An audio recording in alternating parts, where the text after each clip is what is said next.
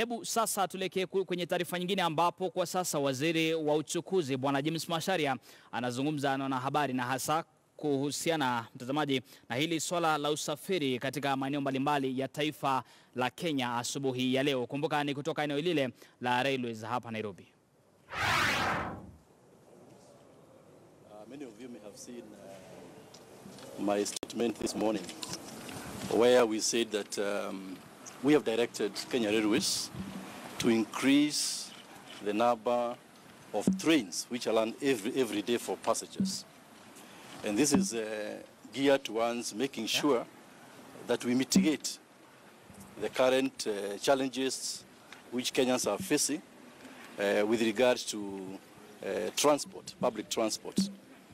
As you know, we gave a directive last week with regard to today's deadline for public transport vehicles to comply with the detailed rules and regulations which are in place. As a result of that, I think a number of vehicles, a number of operators have withdrawn their vehicles from the road, which is very unfortunate because we gave adequate time for them to comply. And so today we would like to make sure that Kenyans are not inconvenienced in terms of travel. That's why the Kenya Railways have been directed to increase the frequency of the trains. Normally they run about 12 trains every day from various stations, Roiro, Ebakasi, Syokimau. But we have, from today now, agreed that the number of trains will be increased to 18 every day. This is to make sure that as we deal with the temporary challenges in terms of public transport, at least Kenyans, especially the ones in the city of Nairobi, will not be inconvenienced. We are very, very committed to making sure that the directives which have been given with regard to restoring sanity on our roads, we shall not backtrack. And so I'd like to communicate to the operators of the vehicles that we have licensed them to make sure that they operate public transport. By them not being on the road, they are giving the message that they do not require those licenses. And so, as a government, we shall be, through NTSA, immediately review the licenses of those vehicles and SACCOs which are not operating as of now. Because it clearly demonstrates that if you've been given a license and you're not utilizing that license, then you don't require that license. And so we shall be looking very carefully from now to determine the vehicles which are not on the road and the SACCOs which are not operating. Secondly, it is not a license to increase fares. When we have shortage of public transport, it is not a license for an operator to increase the fares. So, the same way we are looking at licenses, we shall be looking at the operators who have hiked the fares. We know in some cases they have increased the fares 3 times, and that is not acceptable because there's no reason why they should do that. So we have our own mechanism, and we shall be determining where operators are abusing the shortage of vehicles to increase the fares. We shall be taking stern action. We have come here to make sure we inspect the facilities which Kenya Railways have, because clearly train transport is a future. Until now, we've been working very hard to upgrade the train services. We are even, as you know, in the process of developing and establishing a commuter train service, which I believe this is a permanent solution in the future. It is cheaper, it is more efficient. Wherever you travel, if you go to cities like London, you go to New York, people actually do not use minibuses to travel. They use trains. Mainly they use trains.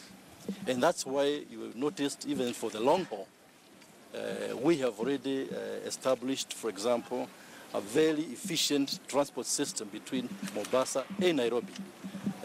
People now already more than 2.2 million Kenyans have been transported by rail from Mombasa. And we like this also to be in the mode of urban transport going forward. And so we come here to make sure that Kenya Railways are well equipped, to make sure we provide the support to them, to make sure that they achieve what you like them to achieve.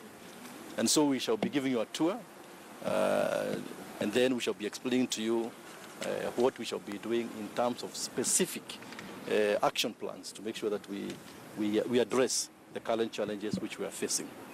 But it's very important, once again, I repeat, the directives given, whether it's uniforms by the drivers, the conductors, whether it's about the speed limiters or governors, whether it's about the yellow line, we are not going to backtrack on that. And the condition of the vehicles, because Kenyans have suffered long enough. You are aware last year, December last year, many of us never had our Christmas because every day was breaking news, horrible breaking news, vehicles crashing and so forth. We do not want to repeat that. And this, what we are doing now, it will be a permanent feature of our way of life. We are not going to go back. We are working very closely with all stakeholders, my colleagues in the Ministry of Interior, who got a network of officers all the way to Mashinani. Last Friday, as you know, we met all the security chiefs from across the country, all the county commissioners. And this is going to be done across the country. And so we are not going back, because even if it means saving the life of one person, it will be worth the effort. It will be worth the sacrifice. Kenyans, I know today there's a bit of pain in terms of shortage of public transport, but it's worth a cost. It is worth taking that pain to make sure we fix this problem once and for all. I'll take a few questions if you may have. Mr. Macharia, my name is Jeremiah from Captain. The concerns really from what people were getting were not actually on pricing of the trains, but the numbers that they've been experiencing. And this is not something that was being experienced today. It's been a problem, especially to the routes that are heading. I think there's a route to Embakasi village. So there's clearly a need to increase more trains, improve the infrastructure. We've had issues of trains stalling on the way, especially when it rains. There are also security concerns. These passengers are not being screened as they get into these overcrowded trains. So how are you going to address those as well? Like I say, that's why we are here in person. Myself, my peers, you got the management, you got the board is here as well. Chairman is here of the board of Kenya Railways. And they can tell you they've been working very hard to address the same issues which you've mentioned. I got a table here indicating how many more or additional trains will be committed on those same routes which you've mentioned. So it's a matter which we did not start now. It's a matter which was ongoing, but those issues will be addressed. We would like to discuss with some of our partners even to increase, modernize the kind of equipment which we have. And so I think going forward, you will see a very big improvement of what they are trying to do. In fact, I got the chairman here. He may want to give you more specific details of specific services which they may have in train. But these are matters which we shall be addressing as a matter of routine. Yes. Kurudishwa kwa sheria hizi za mishuki inamaanisha kuwa kuna mtu ambaye alikuwa kwenye kazi ile, kwa sababu mwendadaka alipofariki inaonekana kwa sheria hizi pia ziliziko katika kaburi la sasa. Wajua hizo sheria zimekuwako kutoka wakati huo, lakini watu wengine wakasema hawazingatii hizo sheria. Kwa hiyo tukasema hakuna sheria mpya tumeleta, hizo tu sheria za zamani kama 2003. Sasa tunasema enforcement will be ensured kikamilifu. Kwa hivyo kutoka leo hakuna ni lazima kila mtu azingatie sheria, na tumekuwa na booklet tumetoa, itapatiwa kila mtu anafanya kazi hii ya matatu, wajue vile wanaweza fanya kuhakikisha hakuna hiyo problems in the past. Sawa.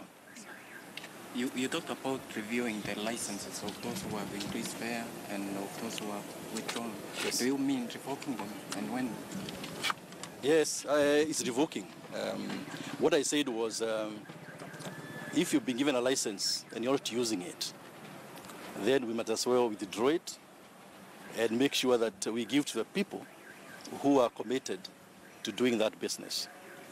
And so if your vehicle is not on the road and has been registered as one of the vehicles licensed, then basically you are forfeiting.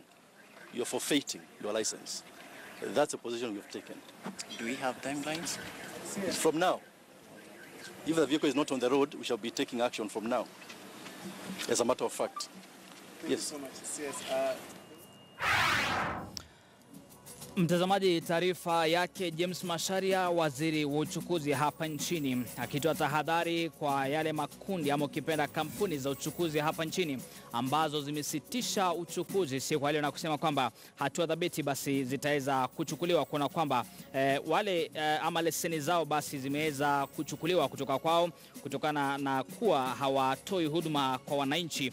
Na vile vile ametoa onyo kwa wale ambao wanafanya kazi kwa sasa lakini wameweza kupandisha nauli maradufu, na kusema kwamba hatua vile vile zitaweza kuchukuliwa. Amezungumza pale katika eneo la railways ambapo amekuwa akitaka huduma za reli kwa Wakenya kuweza kutolewa na reli mtazamaji, huduma hii kuweza kuenea katika maeneo mbalimbali ili kuweza kusaidia wananchi kufika katika maeneo mbalimbali ambako wanakwenda baada ya haya magari basi kusitisha huduma zao. Anasema kwamba ni hatua ya kupunguza ajali za barabarani pale walipoita kwamba zile sheria za mechuki za mwaka 2003 ziweze kurejeana kutumiwa.